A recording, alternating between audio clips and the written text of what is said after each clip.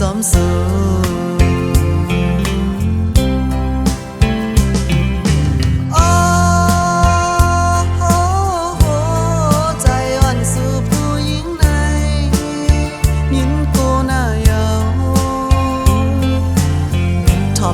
เจอเปิ้นยาแก่กลางเฮาเมื่อจอมเงินคำกว่าสั่ง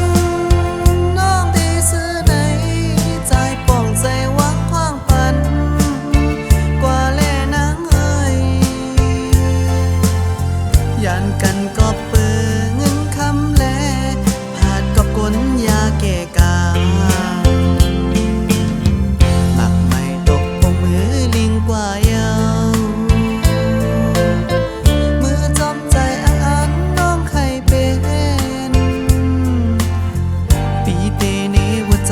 จัดก่อนอำสอนนี้เป็นตังผิดภายสู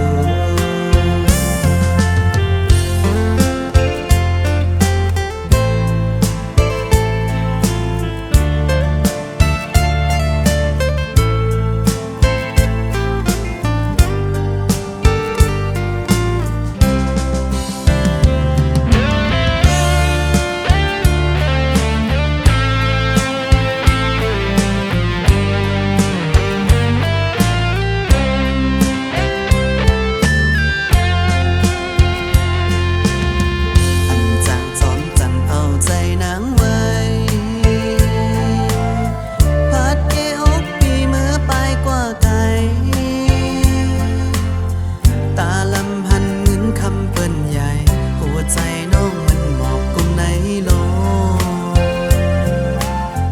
หน้าเหินอ่อนแล้วไหลลูปังยาว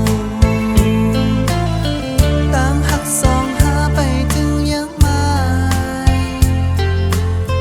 สมหายมันเข้มตกในปางลาย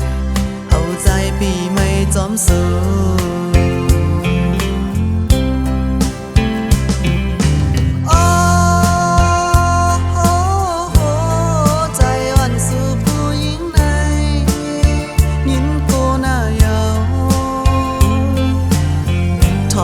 เจอเปิ้นยาแก่กลางเฮาเมื่อจอมเงินคำกว่า